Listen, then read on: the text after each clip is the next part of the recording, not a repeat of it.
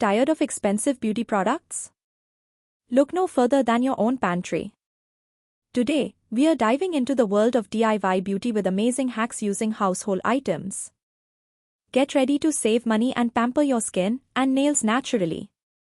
Natural ingredients like fruits, vegetables, and nuts often contain vitamins, minerals, and antioxidants that can nourish and benefit your skin and hair.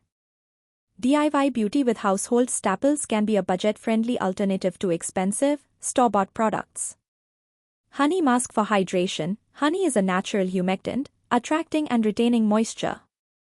Apply a thin layer to your face for 15 minutes, then rinse with warm water. Oatmeal gently buffs away dead skin cells, leaving your face smooth and radiant. Mix cooked oatmeal with a little honey for a gentle scrub.